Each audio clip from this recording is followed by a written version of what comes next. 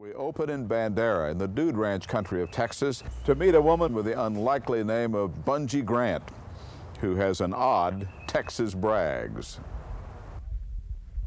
Bandera occupies a scenic spot in the Texas Hill Country. It even has a racetrack. But most of all, it has a one-woman cheering section named Bungie Grant. Here's a nice little tourist. Come on in. Howdy, how are you doing today? I'm fine. Is it your first time in Bandera? Well, we're called Cowboy Capital of the World for a lot of reasons. Today we have 7 of the largest dude ranches in the world, more national rodeo champs out here than any other place, and the biggest and best racetrack in Texas. The red door across the street, called the Silver Dollar.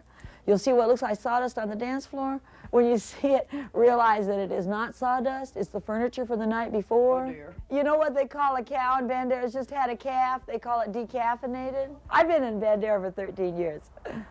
You couldn't pry me out of here with a crowbar. I love it so much.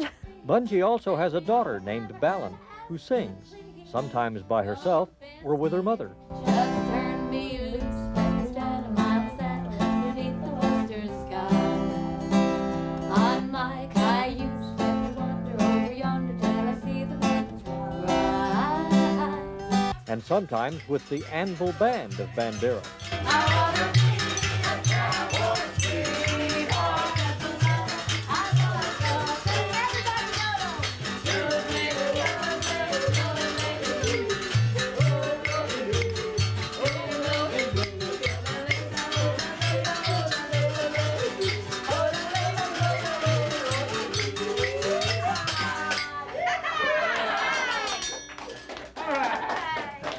Bungie and Ballon also have a place they call the Prairie Schooner Hotel. We call it the smallest hotel in Texas because it's one suite of rooms and you rent the whole suite of rooms. And we've done it all cowboy inside and all cowboy outside. This is our safari room, and hunters love this safari room. It makes them feel at home, and it makes them feel like they're really going to go out and get something in the field. This is the dining room, and in the dining room is this Murphy bed. It's all hidden behind this cherry wood paneling. It comes down like this, and then it makes up into a full 3/4 bed, which allows 6 people to stay in here very comfortably. Bungie doesn't work too hard promoting the Prairie Schooner, but she is Bandera's biggest booster. Getting things underway was a colorful parade this morning. Floats, bands, and horses made up the parade. This is, by the way, the 59th annual Fair for Kendall County. Most of the activity is scheduled to take place over at Herf Park, the site of the fair. Horse racing and baseball is on tap here for each afternoon. Special attraction is planned, and that will be a skydiving exhibition tomorrow and Monday at 2 and 5 p.m. An entry from San Antonio, the Fiesta Flambeau float. Claire Whitting, a Miss Fiesta Maid of Honor, atop that float. And saving the best for last, the final entry in today's parade was the 1964 Kendall County Fair Queen. She is Charlene Leonards.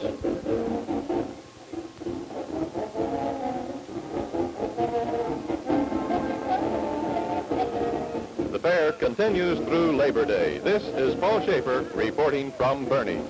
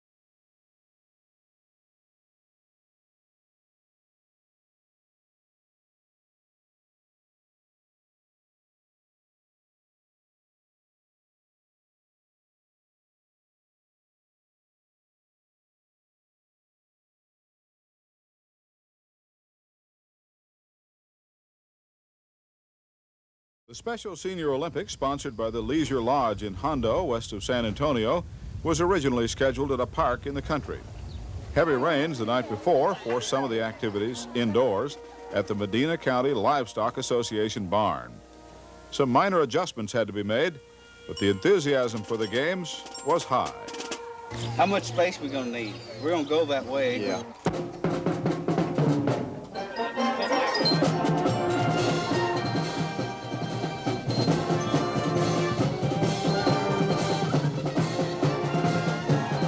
Residents from 19 nursing homes from all over South Texas came to compete in the games, and they were greeted by much the same kind of pomp and circumstance that accompanies the International Olympic Games.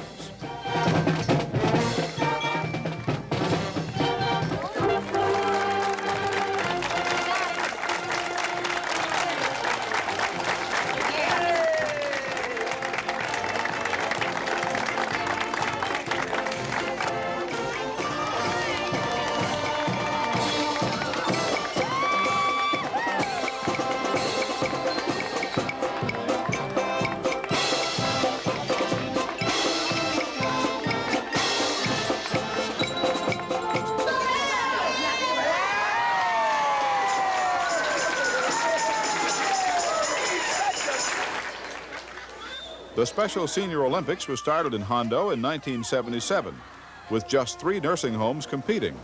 The event has grown. Way up there. We need to get back a little bit. Come on, George, go, George. Come on, George, faster.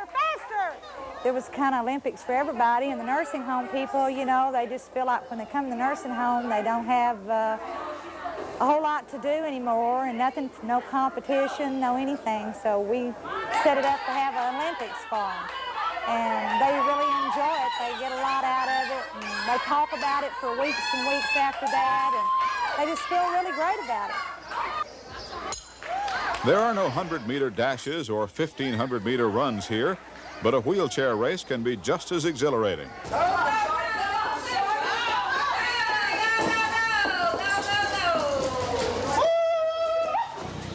The discus here is a frisbee, and the shot put is a softball. And the competition is keen.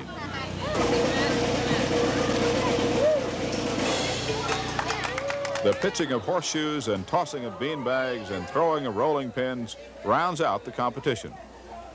Almost everyone here gets involved. Of course, there are those who would rather sit back and relax and watch and let others exert all that energy. There is even more to the Special Senior Olympics than games and competition.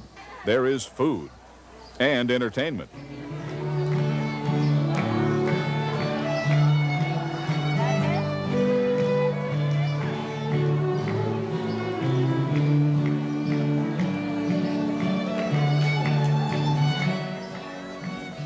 The Special Senior Olympics is an annual springtime event here in Hondo. It's something a little different for these nursing home residents, a break in the routine, and everyone here seems to appreciate that.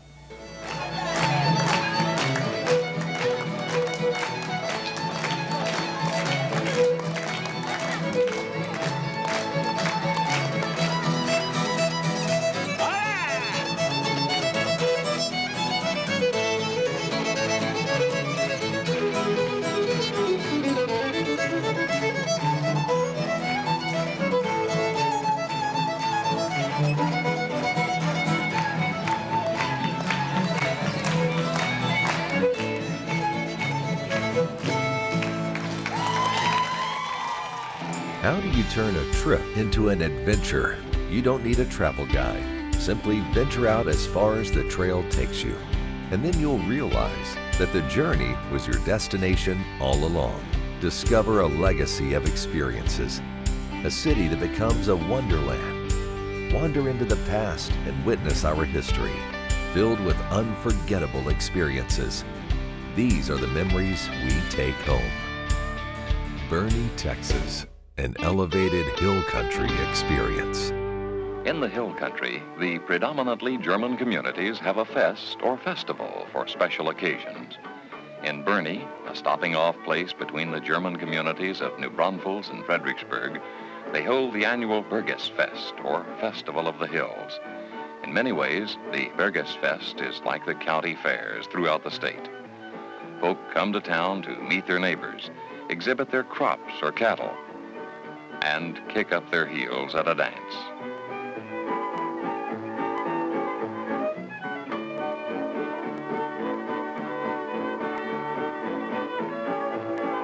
But there is something more.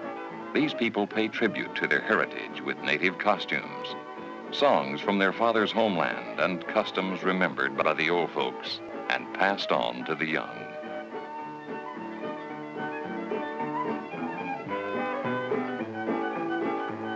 3 miles outside Burney is another cavern of great magnitude. Not as large as the Longhorn, but in some ways more spectacular are the Cascade Caverns. Besides the unusual stalactites and stalagmites and other rock formations, winding tunnels, large rooms, and well-informed guides contribute to an interesting tour. But one of the most exciting features of the hill country is the dude and guest ranches. Leisure sports and quiet relaxation are principal drawing factors of these ranches. The visitor usually gets a feeling of freedom from the surrounding mountains, gorges, rivers, and plains. In the town of Bandera, an atmosphere typically Texan predominates due to the town's rustic and frontier-like appearance. All of this early American flavor can be savored at the numerous guest ranches in the hill country. There are 7 dude ranches located around Bandera today, and dude ranching has become the main industry in this community. People come from all over the country for a taste of the Old West. Ironically, people from the north own most of the dude ranches. A lady from Wisconsin makes a sizable income each year running the Mahan Dude Ranch. Grace Hicks boards from 200 to 300 people a week during the summer. She has learned that dudes want a taste of the outdoors, but they want their conveniences too, so she provides both. A day in the life of a dude at the Mahan spread starts out at the old Western store, where the customers can acquire for a price Western-looking clothing, even if it's not exactly what Western women were wearing in the Old West.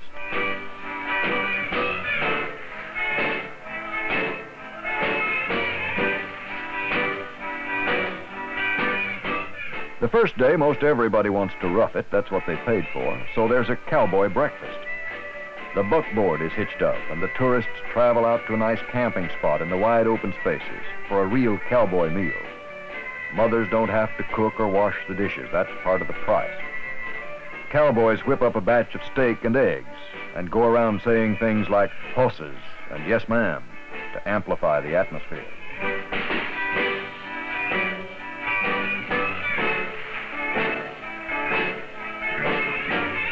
Meanwhile, back at the ranch headquarters, some dudes slept late, passed up the breakfast in the great outdoors. They eat in a pleasant air-conditioned dining room and look around for and find some less strenuous activity.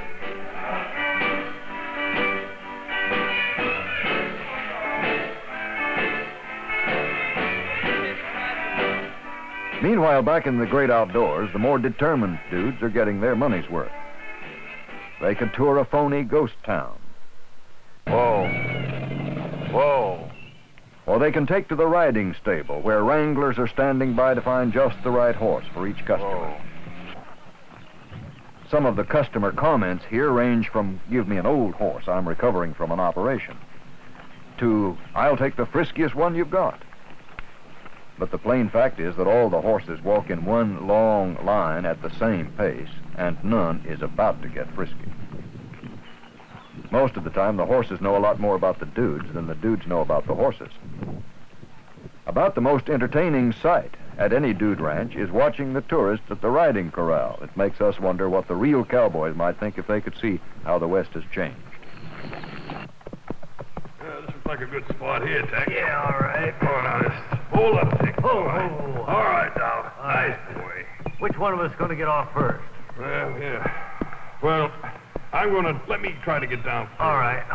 Wait a minute. Hold up there. Hold. Oh. Wait a minute. My foot's hard. Here, wait. Let me ride over there. All right.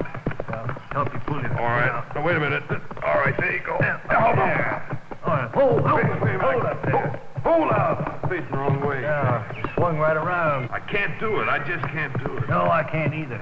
Maybe we can sleep here overnight. We can wake up fresh in the morning. We can get off. I'm going to try it once more. I'm going to start down by taking my foot out of the stirrup. Now, you keep an eye on me and see how I do this. If I do it right, then you follow. Okay. We're going to eat in the ground like cowboys should. Right. All right, now I put my right foot down.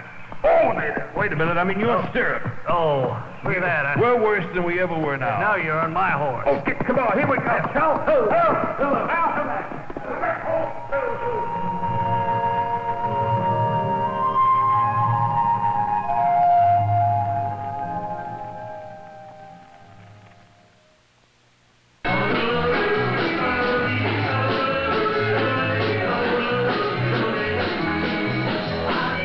At night, the dudes from all the ranches in the area gather for a real old-fashioned hoedown.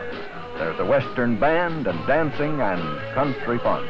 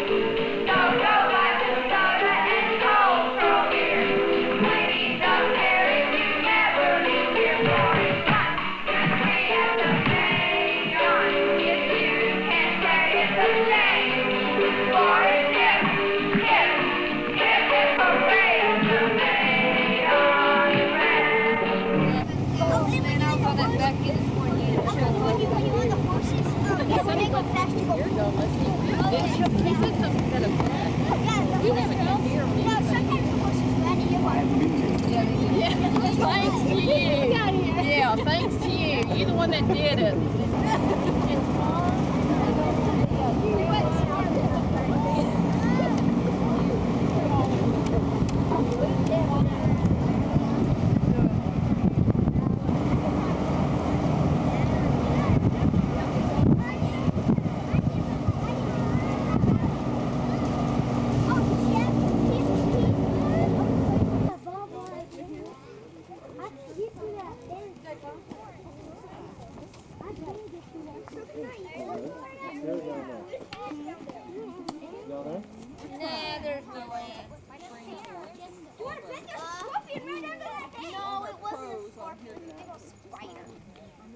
You must want.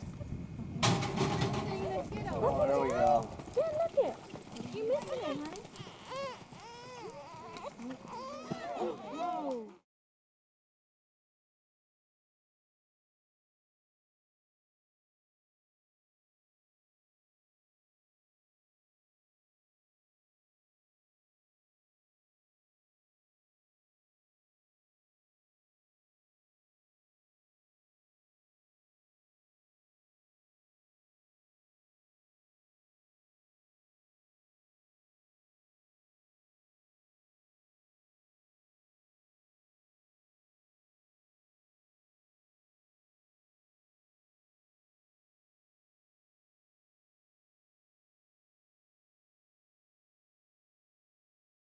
Crazy horse, but do not worry about it. He's pretty cool so far. No, he's a sweetheart. If he starts going too fast, don't grip him real hard with your legs, because that means go fast. That's right. So try to use your balance and sit on him without That's right. Okay. Don't have a problem. Good boy. Great. You have a good time.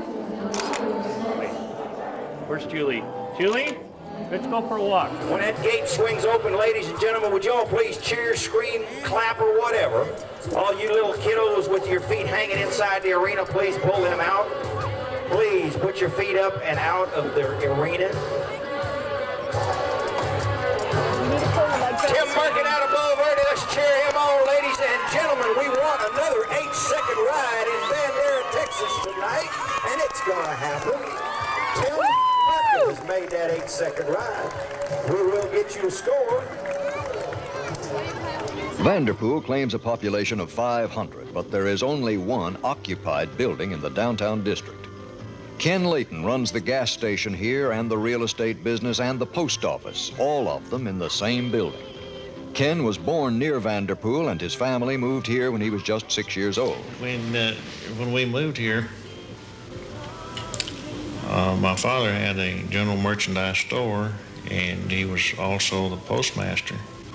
At the time that he retired, while they advertised for the vacancy of postmaster, and no one else applied for it, and I did. And we operated a general merchandise store along with the post office. Then in later years, since about 1960, I've been in the real estate business.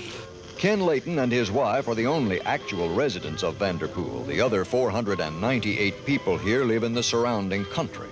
And the surrounding country here includes some striking scenery. There is a stand of rare big-tooth maples in the Sabinal Canyon here that fascinates visitors and natives alike. They're rather easy to transplant if you can find the small plants. That's the problem, is finding the small trees. And we have around 15 or 20 planted around our office and our home. And each year that we can, we put some in cans and then give them out to people just to try to propagate them and get them spread out through the country, people that like them.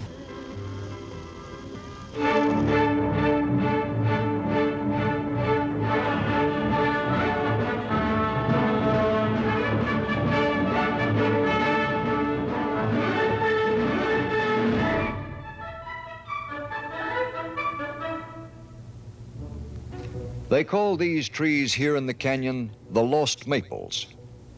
For most of the year, they may be lost in the other greenery, but they certainly are conspicuous in the fall for at least 2 weeks. Some of these trees reach 60 feet in height. Their official name is Uvalde big-tooth maple. There are not very many of them around Uvalde, but there are plenty of them in the Sabinal Canyon. The Mexicans call the trees palo de azucar, and the translation is stick of sugar. These trees are fairly common in the Trans-Pecos Mountains of West Texas and in the Rocky Mountains, but in the Texas Hill Country, they're concentrated mostly in Bandera County, and the biggest concentration in the county is here in the Sabinal Canyon.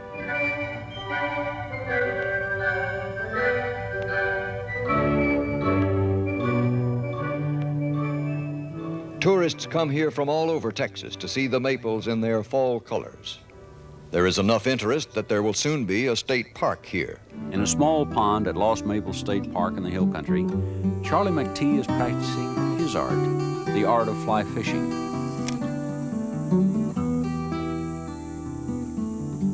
You're doing fine, Paul. You've already figured out the basic premise of fly fishing is that we're using a heavy line to carry out a light lure. And in order to do that, you have to get that line moving. The way you get started is simply by working some line out past the tip with a back and forth motion. Keep that power up there, and then when you get ready to put the fly on the water, you just simply straighten out your wrist. Try a cast and let's see how yours works. Well, that wasn't too good, but didn't bring any blood. Much better. Paul, let me show you by casting right down the edge of the weed bed here with this grasshopper, putting the grasshopper in a place where he might ordinarily be. It's a good idea to pick up the line under your index finger against the rod grip, and then you can strip the line in little short jerks and make the imitation grasshopper swim just like a real one. Pause, hope, pray, twitch, twitch. Anything that works.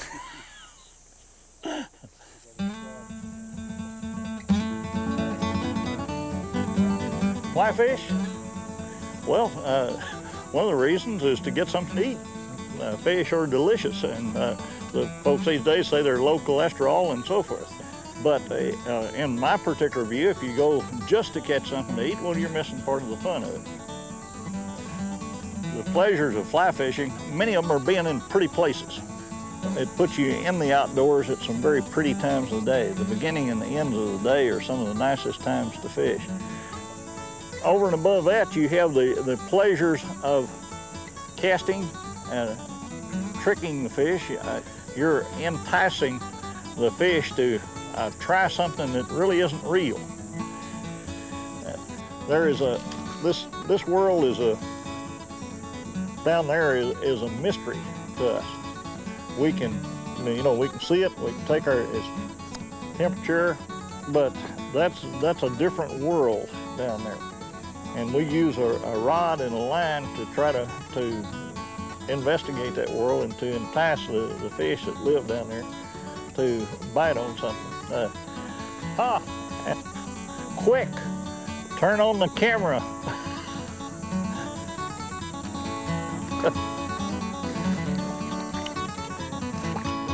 Look how pretty they are. Don't talk about the size.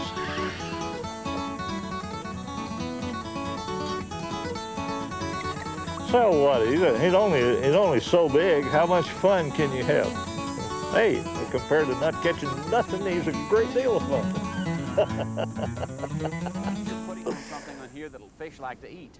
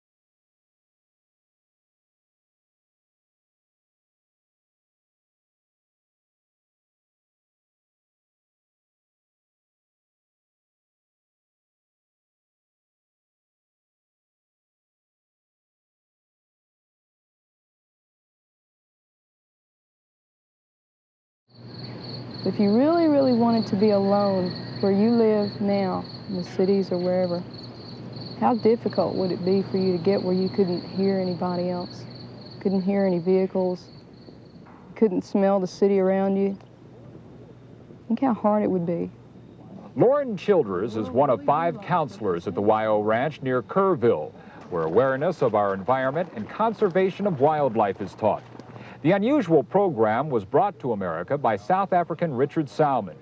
His concern for children and desire to preserve endangered species has led him to create the YO Learning Experience. Okay, what we're going to do is we're going to leave the vehicles and we're going to start walking through the bush and then follow up on some of the conservation lectures that we've had. And this is exactly what it would feel like to be out on a trail in the bush in Africa. And, the situation is exactly the same. So what Lauren and I are going to do now, we're just going to try and get up to the giraffe over there, and you'll just have to keep quiet, and we'll go along slowly. Does anybody know what species we got here? Rothschild. Okay, Rothschild giraffe. And what is the unique thing about the Rothschild? All right, the biggest thing about it is that it is an endangered species. The giraffe itself is not an endangered species. This particular species that we have here is. And they come from Kenya. There are very few of them left. There are perhaps about 100 to 150 left in the world. What is the advantage to having wild animals from Africa here? The great advantage I find here at the YO, and the reason that we really wanted to set up here, was that we had so many animals from different parts of the world. And when we take the youngsters out and we talk to them about a simmered horned oryx that comes from North Africa and lives in desert areas, and they are seeing an animal and they relate to something that is real. It is something that is real that they can think, well, gee, I've seen that, and it would be terrible if that is gone. This is the first time that I've ever seen this. The first time that we've had campers that have got up and been able to get up and it's just laid down like this. And once again then, that this is just an animal that is unafraid. It is not tame, although it looks pretty tame at the moment. But most times you can't get up to it like this. You girls must have something special. As well as exotic emus, kids also learn to appreciate even the tiniest of nature's creatures. What can you think of that insects do that's good? Well, don't they provide food sometimes for other animals? You bet. Okay, the whole cycle of nature. You know, everything is interconnected. The insects will provide food for other types of animals, which allow animals that even we eat to survive. We can get thousands of people with degrees, but how many can really bring in all this knowledge and then want to work with children? The other thing that we try and do is get them to have varied interests. So you will get them coming in, like Myron, for instance, is very keen on entomology. This is a collection of moss that we've captured in this particular area that we've collected here on the ranch, you know, since we started. And when we go out collecting any really nice specimens that you get, we'd like to go ahead and put in our collection. All right, so you're going to use an insect net. There's not a whole lot to it. Of course, if you're walking along and you've got a butterfly flying, then it's pretty simple. Well, it looks simple, let's put it that way. You'll be surprised how fast some of those dudes are. They're not just going to sit there and wait for you to grab them. You know, they're going to take off. You're going to have to be chasing.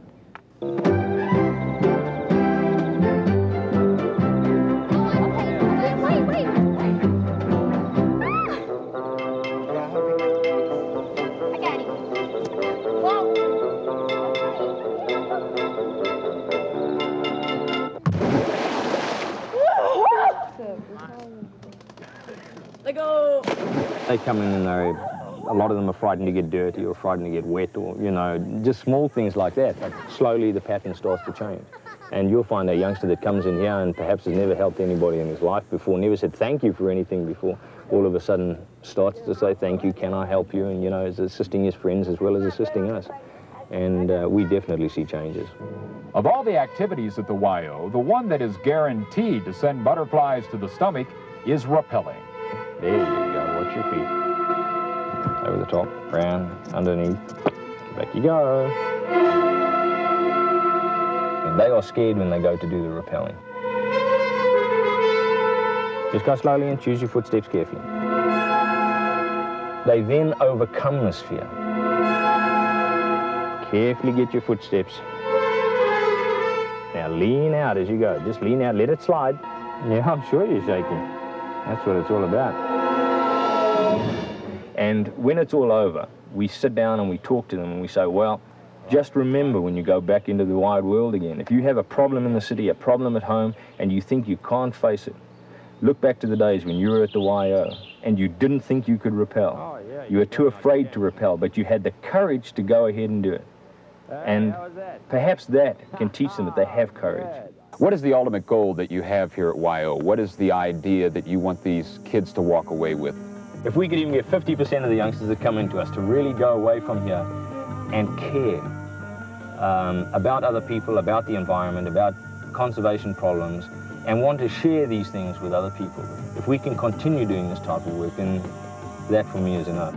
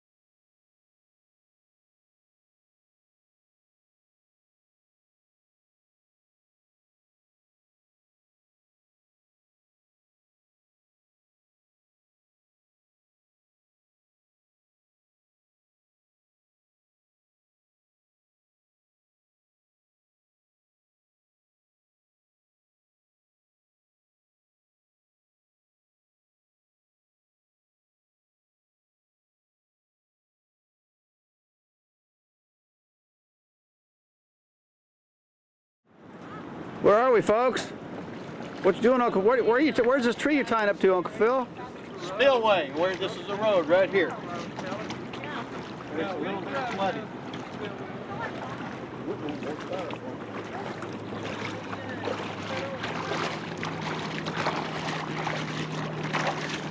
I'm following you, Pathfinder. Come on. Where's Jimmy? I just don't feel right getting arrested without you. Where's Kim when we need her?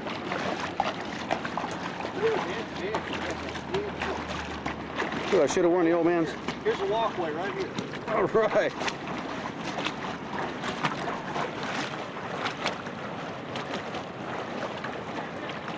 Follow me, island guests.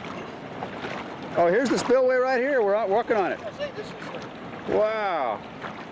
So what are we? We're about a little better than ankle, about 2 inches more than ankle deep over the spillway.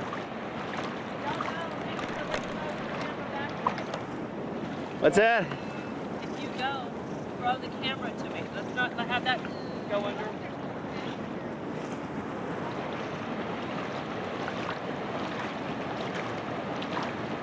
Praise the Lord. We're walking on top of the spillway as we speak. Now,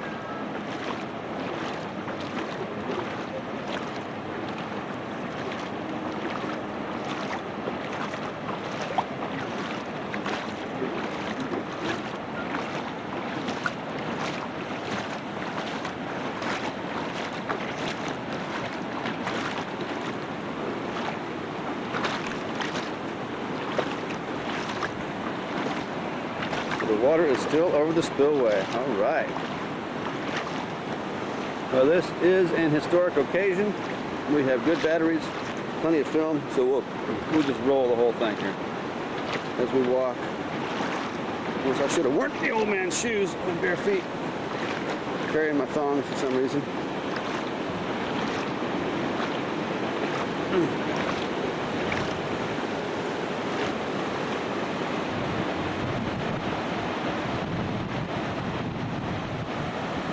Boy, we'll get some better shots of that. Your uncle. Kimberly, go look at your uncle. Go that way. Are you in bare feet too?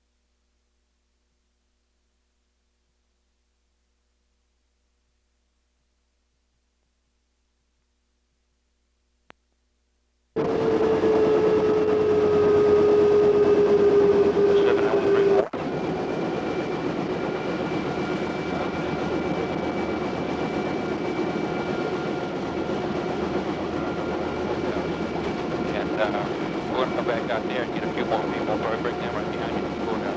Stand by.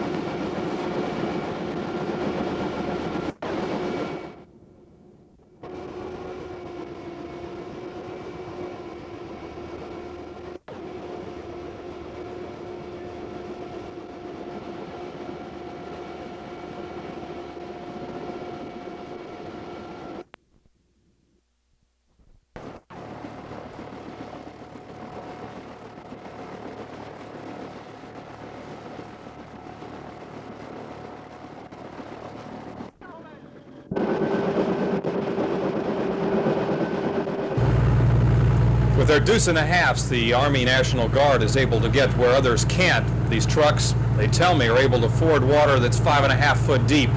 The mission of these men is to rescue the stranded. There are now about 100 guardsmen in Comfort, Center Point, Bandera, and Kerrville. The three we're riding with must cross high water to check on a children's camp and to help the family of a flood victim. This camp is on high ground. The night has passed uneventfully, but after 2 days of rain, children and counselors are ready to leave. We're packed up. We just got through eating dinner. We're just taking our time now, waiting for the water to recede. As soon as it does, we're out of here. With everything well under control, the guardsmen move on to face a more solemn situation. The Clemstein family is mourning the death of 30-year-old Timothy Clemstein, swept away by the river Wednesday. A few necessary belongings are packed, and the family climbs aboard the Deuce and a Half to ride back across the high water and make funeral arrangements. The guardsmen have been awake since they moved in early Wednesday, but Captain Larry Pica isn't ready to relax yet. The Guadalupe is going down. It's in the situation right now, if we get any more runoff, any more rain, it's going to be right back up where it was in just a matter of an hour or two. So it's still pretty tight. Very. Any more rain that could be. By day, the guardsmen help with cleanup and keep people in touch with each other till the water runs off. By night, they stand guard over the flood-ravaged area. In Bandera, they have had trouble with quite a bit of looting. As for this area right down here, we've had really no problem whatsoever. We have had security out all night, National Guard personnel constantly roving through the area on patrols, taking care of everything. Pica expects his men to stay on duty helping others for 2 to 3 more days. If there's no further rain, they've got to deal then with a flood problem of their own. And we are from Fredericksburg and Kerrville, and we've just found out this morning that Fredericksburg is completely cut off from us down here, so we most probably have to work our way home. Jim Ruddy, Eyewitness News, Comfort. The town of Bandera is where it is because of the cypress trees. John, James, and Charles D. Montell got a contract to furnish cypress shingles for the forts the U.S. Army was building along the Texas frontier in the 1850s. James and D. Montell brought in Polish immigrants to make shingles from the cypress trees along the Medina River, and while they were there, they laid out the town of Bandera.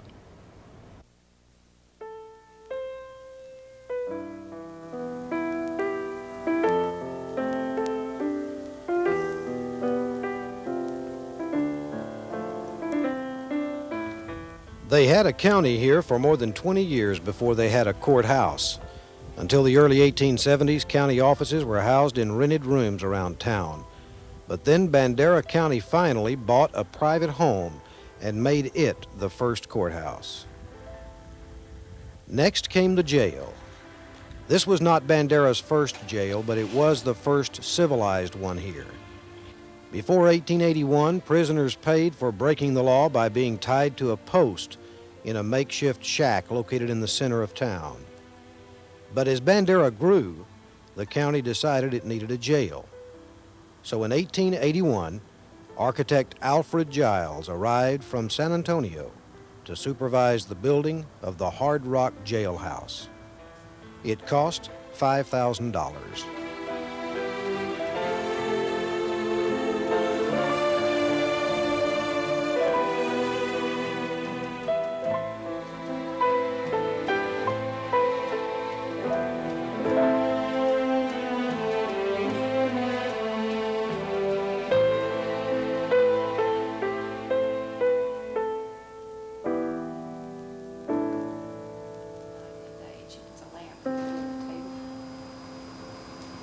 Probably can sit better at night than we do in the daytime. John does a nice job too. The faces have changed in the old place, but the second Bandera County Jail is still standing and still in use, thanks to people like Mrs. Howard Graves. Not too many years ago, the county was about to tear it down, but Mrs. Graves wouldn't stand for it. She convinced the county judge to let her fix it up and turn it into a museum. The first day I come down here, I went into that room over on the other side. This is something. And there was an old wheelchair that it had been left there for no telling how long. And there was the biggest lizard I ever saw in my life, a big rusty lizard sitting up in that chair. And when I walked in there, he stood up on all fours, and I said, "You get out of here. This is my jail now." The sheriff's office is draped with different kinds of posters now. The cell blocks hold antiques from early years. The jury holding area has been converted into a quilting room for some of the ladies in town. But the original purpose of this old building has never been forgotten. Mrs. Graves used rummage sales to raise money and then restored the rock jailhouse inside and out. Then she gradually filled it with memories. Today, the old building is one of the finest county historical museums in the state. And all those people who questioned her sanity in wanting to save the old place in the beginning are now thanking Mrs. Graves for what she has done. These older buildings are better built than the modern building. And to me, an old right building is the most beautiful thing there is. And I don't know, I just personally love an old right building. The older one is more so. And I just think they should be preserved. Why tear them up and throw them away and pay thousands and thousands of dollars for another one? I know there's just a lot of history to this jail that people would be really interested in if people knew about.